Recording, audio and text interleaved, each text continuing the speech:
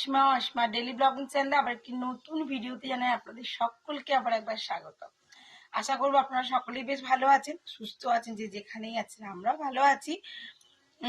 মিঠির বাবার এখনের মধ্যে ব্যথাটা আছে, বাট ওষুধ তো চলছে। আপনাদের সঙ্গে সেদিন শেয়ার করেছিলাম যে আমি ওকে ডাক্তার দেখিয়ে নিয়ে এসেছি, আবার 15 তারিখ যেতে বলেছে। তো যাই হোক, এখন বাজিল ঘড়িতে 1:15, আর আজকে হয়ে গেল 8ই ডিসেম্বর, সানডে। তো আজকে কিন্তু ওর যেহেতু ব্যথা, তার জন্য আমি আজকে ক্লাসে যেতে পারবো না, নাহলে ওকে করে দেবে কে? তার জন্য আর দেখুন আমার আবারও একটা বেরিয়েছে, আর কি ব্যথা করছে। তো যাই হোক, এখন ঘড়িতে বাজে 1:18, আর আমার আজকের ব্লগটা মানে আমার সানডের ব্লগটা আমি এখন থেকে শুরু করলাম। সকালে যেহেতু আমার কাজ আছে, তাই ও এখন গেছে মাসকাবাড়ি মালের স্লিপটা দিয়ে আসতে, আর সন্ধ্যেবেলায় আমি যাবো মাসকাবাড়ি মালগুলো নিয়ে আসবো দেখে শুনে। তারপর ধরুন এক্সট্রা তো আছে, ঠাকুরের ধূপ আছে, বাতাসা আছে, আরো কিছু জিনিস লাগে যেগুলো আমি আবার নিয়ে টিয়ে আসবো। তো ব্যাস ওই আর কি চলছে সকাল থেকে ঘরের কাজ। আর আজকে যেহেতু সানডে, মিটি ছিল ক্যারাটে ক্লাস 8টা থেকে, আর তারপর মিটিকে আজকে দিয়ে পুজো টুজো করে নিয়েছে, দিয়ে এখন মিটি ঘরেই আছে, আর আমি এখন করছি রান্না। আজকে মা আর বেটা খাবে ভাত, আজকে আর ওকে খিচুড়ি দেবো না, ভাতটা হাতে করে মানে চটকে দেবো, ডাল আর দেখবেন আমার আজকের ব্লগটা। আমি কিন্তু না লিপস্টিক লাগাইনি,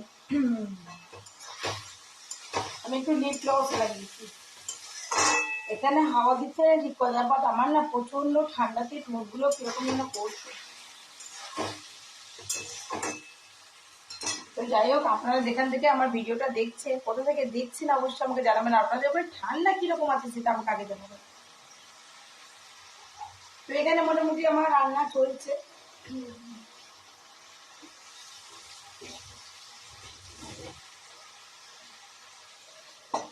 তো আজকে যেহেতু আমি আজকে ক্লাসে যাব না, ওইখানেই থাকবো। মোটামুটি এখন আমার এই যে বেগুনটা ভাজা হয়ে গেছে, বেগুন ভেজে নিয়েছি।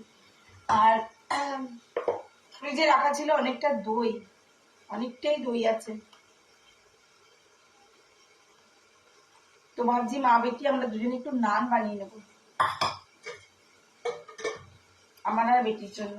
আর এবার যেটা করবো সেটা পোস্ত, ওকে একটু ডাল পোস্ত মাখিয়ে ভাত দেবো।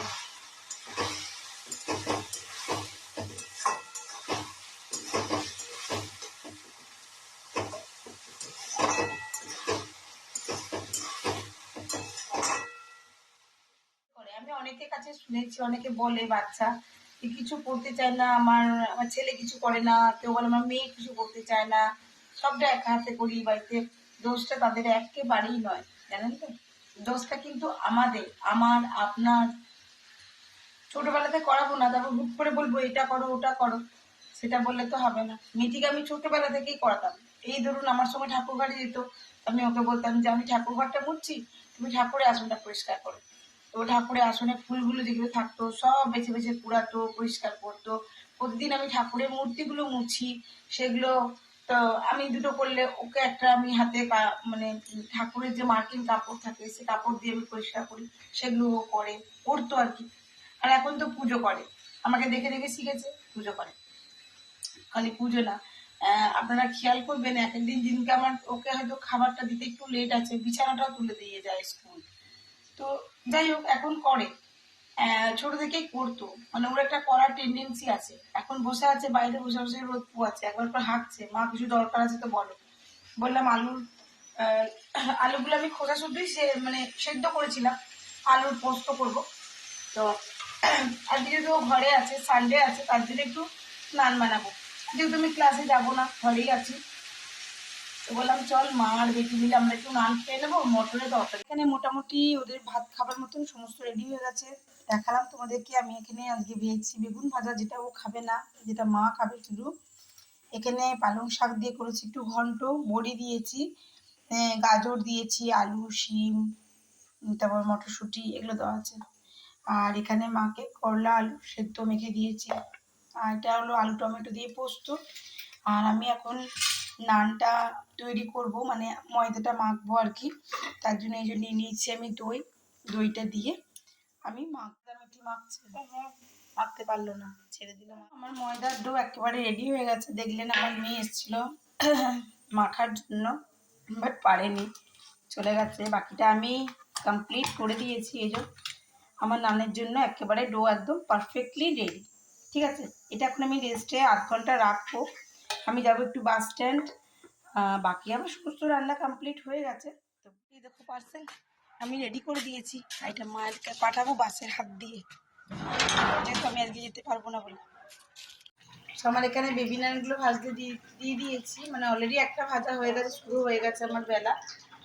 আর এদিকে এটা চলছে, আমি আপনাদেরকে ফাটিয়ে দেখাবো ভিতরে স্ট্রাকচারটা কীরকম হয়েছে। আর এদিকে আমার মটরশুঁটি দিয়ে আলু দিয়ে তরকারিটা কমপ্লিট। এটা আমি করে দিয়ে চলে গেছিলাম বাস স্ট্যান্ড। এই এত বেলাতে স্নান করলি?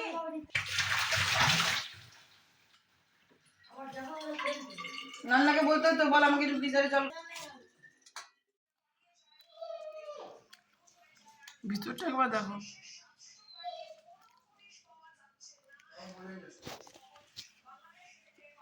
আর ওখানে মিটি বসে পড়েছে, এখানে আমি বসে পড়েছি খেতে। আর সঙ্গে মটরশুঁটি দিয়ে মাখিয়ে তরকারির সঙ্গে ব্যাপক। গুড ইভিনিং, শুভ সন্ধ্যা। এখন 7:25। আমাদের অনেকক্ষণ চা টা খাওয়া হয়ে গেছে, সন্ধ্যে দেওয়া অনেক করে গেছে। আজকে মিঠি শুনতেই এদিকে মিঠি আছে, পড়তে বসে পড়েছে। আজকে চ্যাটার্জিও চা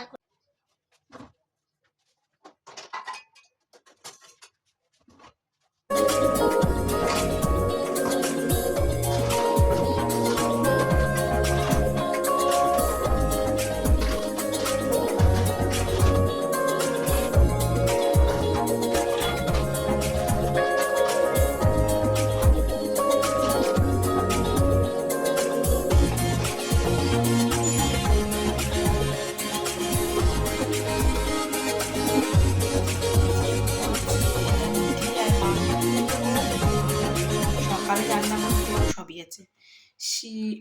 শাক দিয়ে সিমের ঘন্টটাও আছে, পুরো পোস্তটা আছে। আর ও বললো আমি এখন ভাত খাবো। এই যে মটরের তরকারিটা আছে, আর এই যে মুসুরি ডাল সবই আছে। তো দেখা যাক, ও বলেছে আমি ভাত আর পোস্ত খাবো, মাকে একটু নান দিয়ে দেবো। আর আমার মিঠিও তাই খাবে। এই হলো আর কি আজকে দুপুরের লাঞ্চের সঙ্গে সবই রয়ে গেছে, কিছুই না। আর আমি তো মুড়ি খাবো, আমি মুড়ি খাওয়ারই লোক, মুড়ি খাই। তো যাই হোক, করতে বলতে দুপুরের লাঞ্চে সবটাই দেখালাম। করতে বলতে ওইটাই করবো, সেটা হলো একটুখানি নানগুলো ভাজবো, খাবারগুলো গরম করে দেবো। আর যেহেতু 8:30 বাজে, আমার দুধ দাদা দুধ দিয়েই চলে গেছে। এই যে আমি বসিয়ে দিচ্ছি। ব্লগে কিছু ভালো লাগলে অবশ্যই লাইক কমেন্ট শেয়ার করে দেবেন। যদি আমার চ্যানেল নতুন বন্ধু থাকেন, সো প্লিজ চ্যানেল সাবস্ক্রাইব করে পাশে থাকা বেল আইকনটি টানতে একেবারেই ভুলবেন না। আর ঝটপট আমার পরিবারের একজন সদস্য হয়ে যাবেন। আর যদি কিছু জানাবার থাকে, কোনো মতামত থাকে আপনাদের আমার ব্লগ নিয়ে, আমার ভিডিও নিয়ে, আমার রেসিপি নিয়ে, সেটা অবশ্যই কমেন্ট বক্সে কমেন্ট করে জানান। তার জন্য কিন্তু আমার কমেন্ট বক্সটি একেবারে খোলা আছে আপনাদের জন্য। আর ঝটপট সাবস্ক্রাইব করে রাখবেন। সকলেই ভালো থাকবেন, সুস্থ থাকবেন। আবার একটা নতুন ভিডিওতে, নতুন ব্লগে আপনার সঙ্গে দেখা হবে। ততক্ষণের জন্য বিদায়, টাটা। আর আজকে খেজুর গুড় আর খেজুরের লবাদ আনা হয়েছে। প্রথম লবাদ দিয়ে আমি করব পায়েস।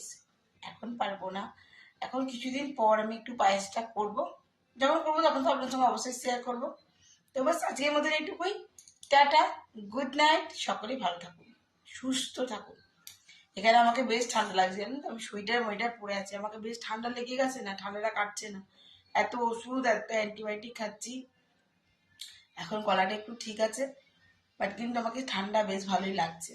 অ্যান্টিবায়োটিকও নিতে পারছি না, আমার দিচ্ছি নাক দিয়ে ব্লাড পড়ছিল, তার জন্য আমি বন্ধ করে দিয়েছি, আর খাইনি ভয়ে। তো ঠিক আছে, চলুন আজকের মতন বিদায়, টাটা।